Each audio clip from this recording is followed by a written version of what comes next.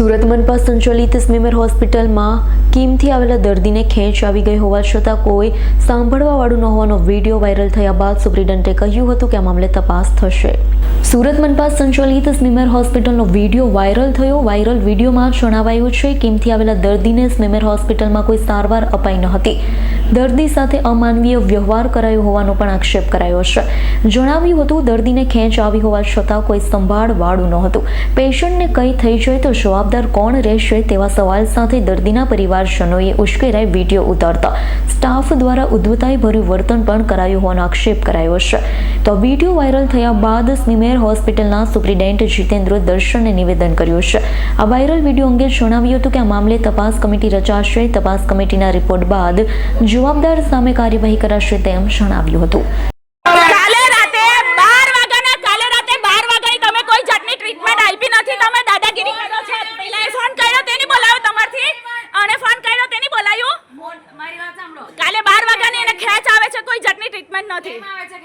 તમને ખબર અમે ડોક્ટર છે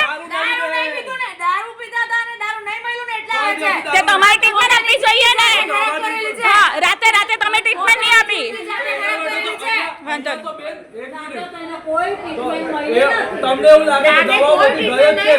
અરે આખી રાત એમ જ બેહી રહ્યા. હવારે લઈડા ને ત્યારે બાટલો ચડાવ્યો તમે લોકોએ.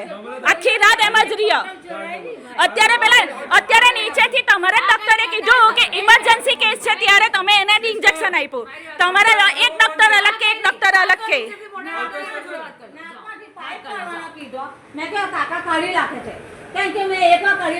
તમારા ડોક્ટર કે ઇમરજન્સી કેસ છે ને તમે કે કઈ જ નથી લાખી મોઈકો. તમારા ડોક્ટર કે ઇમરજન્સી કેસ છે જલ્દી લઈ જાઓ. અમને એમઆરઆઈ નહીં કરવા દીધા ને ઉપર મોકલા ને હવે અમે પાછા એમઆરઆઈ કરવા જઈએ તો તમે કેમ ખેંચો છો? અમે આયુષ્માન કાર્ડ માંથી એમઆરઆઈ કરાવવાના હતા. તમે લોકોએ પૈસા માંગ્યા તો તમારે કેવું જોઈએ કે ઇમરજન્સી છે. અમને કઈ કીધું જ નથી. તમે કોઈ કીધું જ નથી કે ઇમરજન્સી છે. તમે નથી કીધું કે ઇમરજન્સી છે. કાલે હું બોલ્યા કેમ નથી વાત કરવી? કાલે એમ કે એમઆરઆઈ ની જરૂર નથી ને હવે આજે કે ગંભીર કેસ છે. આ વિડીયો હમણાં મેં જોયું મીડિયા વતી અને મારા જે આરએમઓ સાહેબ છે એને મને મોકલ્યું છે અને એને પાસેથી પ્રાથમિક જાણકારી લેતા મને એ ખબર પડી છે કે દર્દીની ટ્રીટમેન્ટ ચાલતી જ હતી.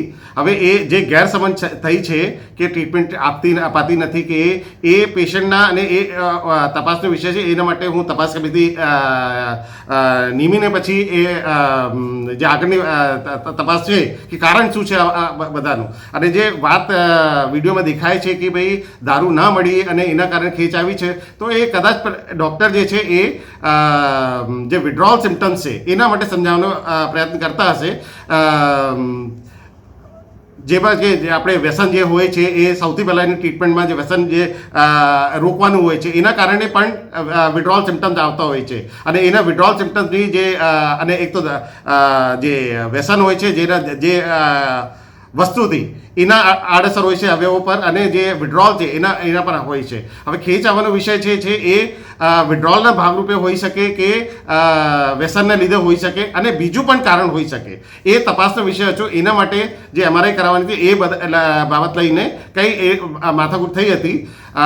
છતાંય હું તપાસ કમિટી નીમું છું જેમાંથી એ ખબર પડશે કે મુખ્ય કારણ શું હતું. કારણ કે હોસ્પિટલમાં એટલા બધા દર્દીઓ આવતા હોય છે. ડૉક્ટરની કોઈ એવું એ નથી હોતી કે ભાઈ કોઈને એ કરવાનું ખોટું કરવાનું હોય. હવે આ બાબતે શું થયું છે એના માટે તપાસ કમિટી જે નિર્ણય આપશે એ પ્રમાણે ચોક્કસપણે એક્શન લેવાશે.